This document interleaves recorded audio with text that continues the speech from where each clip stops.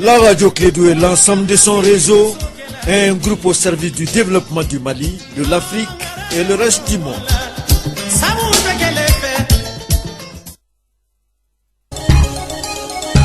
Le sport, les infos, la musique, l'actualité, le tout tamisé et servi à chaud pour vous sur Radio Clédou.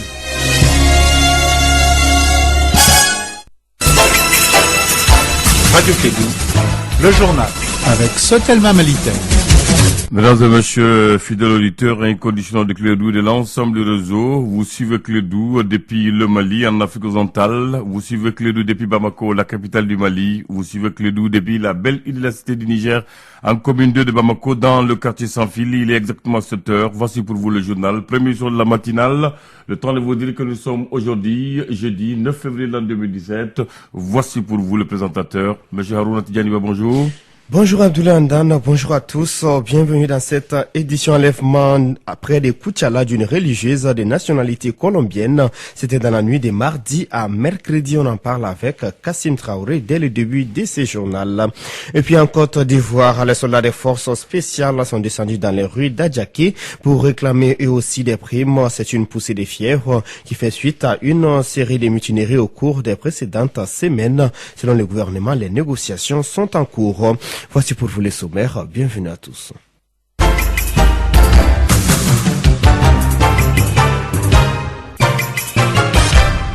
En bref, tout d'abord, grève des magistrats. Cet après-midi, il y aura la cérémonie de signature du procès verbal de conciliation et après les mots d'ordre de grève illimitée sera levé. Cela fait suite à des négociations entre le gouvernement et les syndicats des magistrats.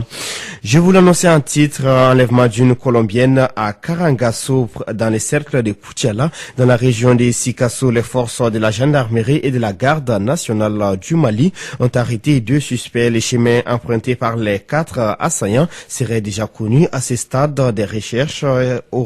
Selon des recherches, ils auraient pris les chemins du Burkina Faso voisin. Plus de détails avec Kassim Traoré. Depuis l'enlèvement de la sœur Gloria Cecilia Argoti, les éléments de la garde nationale et de la gendarmerie ont intensifié les recherches. C'est ce qui a permis l'arrestation de 2 suspects dans la zone frontalière entre le Mali et le Burkina Faso. Avec l'aide des populations, les militaires maliens ont pu retrouver les traces des motos qui ont transporté les assaillants avec l'otage. Grâce à des indications, les limiers ont établi les circonstances dirables. C'est ainsi que nous apprenons que la sœur Gloria Cecilia Argoti a été enlevée par un quatuor d'individus qui s'est introduit dans les chambres des religieuses avec des armes à feu et des coupe-coupe, après s'être présentés comme des djihadistes. Les 4 individus ont réclamé le coffre, de l'argent et la clé de l'ambulance du centre de santé qu'ils utiliseront pour transporter la religieuse avant de finir leur route à moto. Le mercredi 8 février 2017, le véhicule a été retrouvé par une patrouille à un carrefour de la route nationale du côté de la frontière avec le Burkina Faso. Pour le moment, les recherches impliquent aussi bien que des équipes de la gendarmerie, de la garde nationale et les populations. Il est à savoir que le Mali est un pays confronté depuis 2012 à une crise sécuritaire aiguë entretenue par des groupes djihadistes. Le pays a été le théâtre de plusieurs enlèvements suivis de revendications de rançons. Mais pour l'essentiel, ces enlèvements n'avaient jusque-là concerné que le nord et le centre du pays.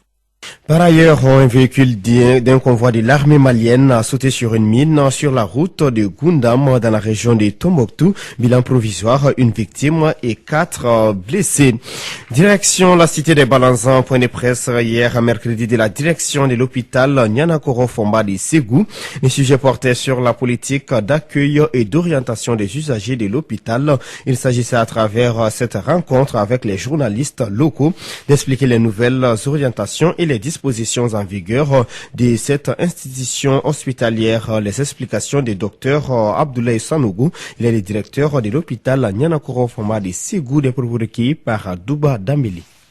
L'hôpital Nianakoro Fomba de Ségou, depuis 2013, a initié ses points de presse. Essentiellement, c'est pour traiter avec la presse des questions brûlantes de l'heure. L'hôpital a le devoir de communiquer avec la population. On sait que notre population, en grande majorité, n'a pas accès à toutes les informations sur la santé et n'est pas assez informée par rapport à la santé. Donc l'utilisation des services de santé, notamment dans les hôpitaux, pose problème au Mali. C'est pour cela, à chaque fois que l'hôpital arrive à enregistrer soit des plaintes, soit on entend des rumeurs par rapport à des sujets donnés qui posent problème dans la population générale, on essaie de réunir la presse pour essayer de briefer la presse par rapport au fonctionnement général de la structure. Et aujourd'hui, le point culminant, c'était l'accès à l'hôpital. Comment accéder à l'hôpital? Comment les paiements se font à l'hôpital? Comment les urgences sont admises à l'hôpital? Et qu'est-ce qu'on appelle urgence au Mali? Docteur Abdoulaye Sanogo, directeur de l'hôpital Nianakoro Fomba de Ségou, vous êtes sur le 91.5 dans la 4e région.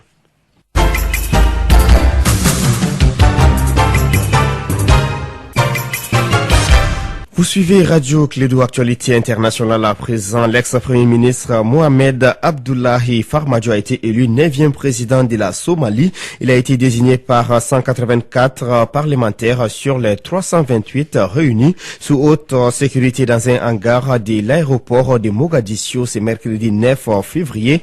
Âgé de 54 ans, Mohamed Abdullahi Farmajo fut premier ministre entre octobre 2010 et juin 2011. Technocrate populaire, il remplace Hassan Sheikh Mohamoud qui l'a félicité. Son élection est une surprise. Il s'appelle officiellement Mohamed Abdullahi Mohamed et les Somaliens le surnomment Farmajo, ce qui signifie fromage, un surnom en forme de compliment dans la bouche des habitants de Mogadiscio. En Côte d'Ivoire, on ne sait toujours pas ce qui donne les négociations entre l'état-major des armées et les mutins des forces spéciales qui sont à leur tour entrés dans la danse des revendications des primes. C'est mercredi au sortir du Conseil des ministres où le sujet a été évoqué. C'est le porte-parole du gouvernement qui a fait une sobre déclaration. Le ministre Bruno Kouné expliquait devant la presse que les autorités ivoiriennes réprouvent la méthode violente et approuvent les dialogues paisibles. Un dialogue, oui, mais sur quoi à cette question? Moins on en dit, mieux on se porte, répondaient les ministres interpellés à la sortie du conseil du mercredi.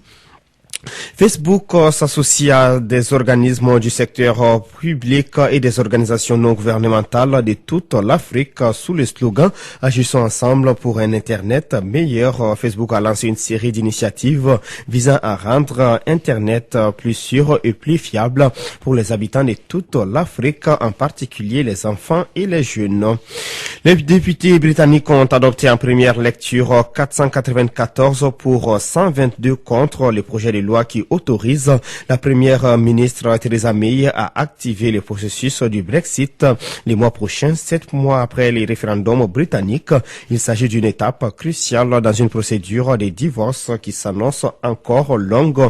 Le vote est historique pour Theresa May qui reste invaincue devant la Chambre des communes en remportant 494 voix contre 122.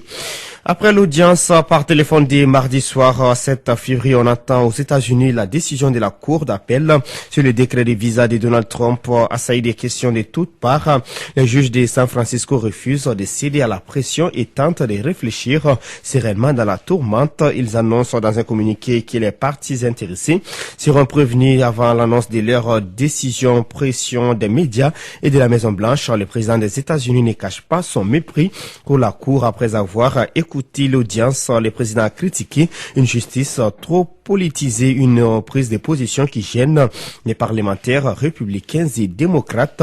Ici au Mali, les gens s'interrogent sur cette décision de décret et certains pensent que le décret ne fera pas long feu. Daron Moko a recueilli quelques impressions ici à Bamako. Donald Trump, effectivement, c'est pas nouveau. Depuis qu'il était candidat, dans sa campagne, il avait dit qu'il était très rigoureux par rapport à l'immigration. C'est regrettable pour nous, pays pauvres, en majorité musulmans.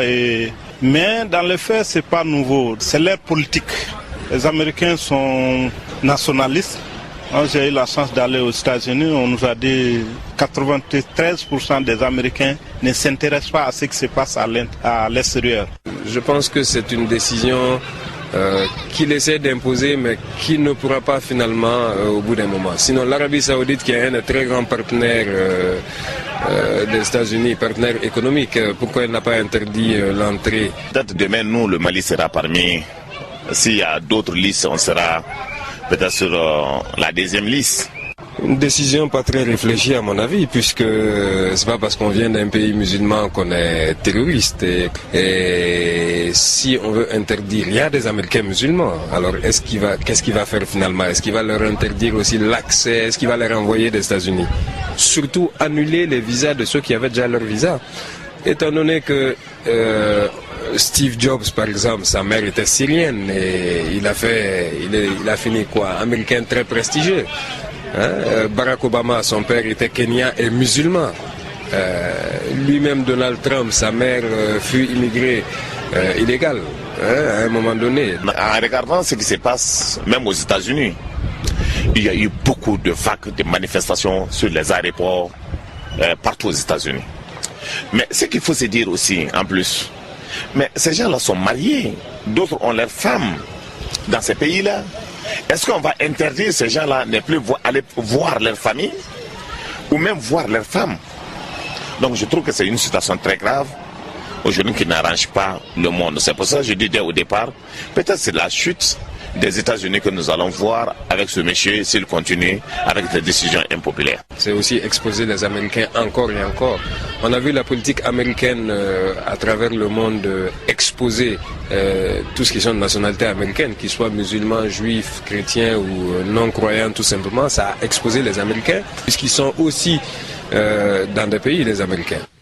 À l'instant, quelques impressions recueillies dans les rues de Bamako par Dado Nomoku.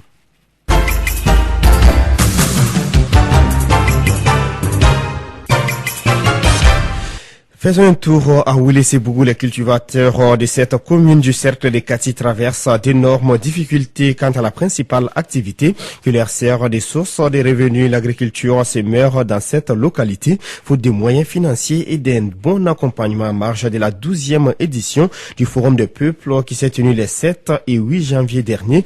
À Ouélé-Sébougou, notre envoyé spécial Moussa Papaïdara s'est entretenu avec certains cultivateurs locaux. La commune de Ouélé-Sébougou est située à 30 km de Bamako. Ici, la principale source de revenus est l'agriculture.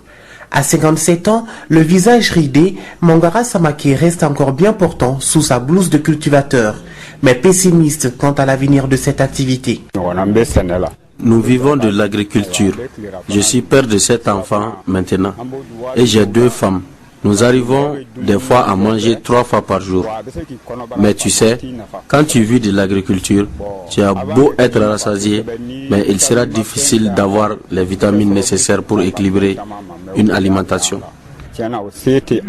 La culture du riz demande tout un processus avant de mettre la main sur le fruit de l'effort. Dans un champ de plusieurs hectares, Mangara se fait aider par ses enfants et parents pour les travaux manuels et une vache pour le labour. Un mode de fonctionnement bien contraignant car il faut un certain nombre de vaches à défaut d'un tracteur pour mieux faire face à la saison des pluies. C'est au mois de mai qu'on commence le travail. Avant l'arrivée de la pluie, on est obligé de faire la culture sèche d'abord. Ce qui est difficile, c'est le travail avec la vache. Elle ne supporte pas la tâche toute une journée. Donc, il faut lui donner aussi le temps de se reposer. Et pourtant, on n'a pas assez de temps. Si on avait les tracteurs, tout serait facile. Mais le problème, si tu n'as pas d'argent, tu ne peux pas t'en procurer. C'est dans cette optique qu'intervient la coalition alternative africaine d'aide et développement CAD Mali pour faire entendre le cri de cœur de ces masses paysannes et ouvrières. À travers le Forum du peuple organisé les 7 et 8 janvier à Ouélé-Sébougou, la population à la base a pu partager son inquiétude et espère bientôt une amélioration de leurs conditions. On voudrait bien la réduction des prix des tracteurs. En tout cas, améliorer nos conditions de vie ici par le biais de la CAD Mali. À l'image de Mangara Samaki, ils sont nombreux à faire face à cette même situation.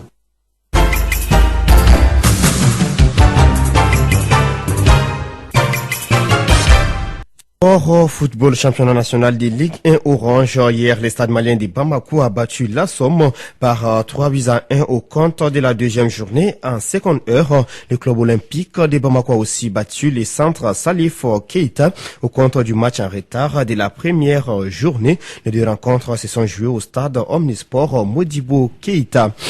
Page météo à présent, le ciel sera clair à peu nuageux sur l'ensemble du pays. Les vents seront en direction nord-est. L'intensité faible à modérée sur l'ensemble du territoire. La visibilité sera moyennement réduite par la poussière en suspension dans les régions de Tombouctou, Taoudéni, Kidal, Gao et Menaka. Environ 5 km et légèrement dans les régions de Kaï, Koulikoro, Ségou et Mopti, environ 8 km. Les températures seront assez stables sur l'ensemble du pays. Prévision sur les districts de Bamako et environ. Le ciel sera clair à peu nuageux avec un vent de direction nord-est d'intensité faible à modérée. La visibilité sera bonne. Les températures maximales et minimales prévues pour la journée sont respectivement de 35 et 20 degrés Celsius. Le coucher du soleil est prévu à 18h39. Il est 7h passées de 16 minutes dans les studios Djelibaba Sissoko de Radio Clédou. Nous sommes au terme de cette édition, la première des Clédou Info. Merci à vous de l'avoir suivi. Présentation Aruna Ba, la technique Abdoulaye Andan Djiti. La page sportive, voilà, les journaux des sports, c'est à partir de 7h50 avec Bakary Sissé dit Baxi. Radio Clédou, le journal avec Sotelma Malitaire.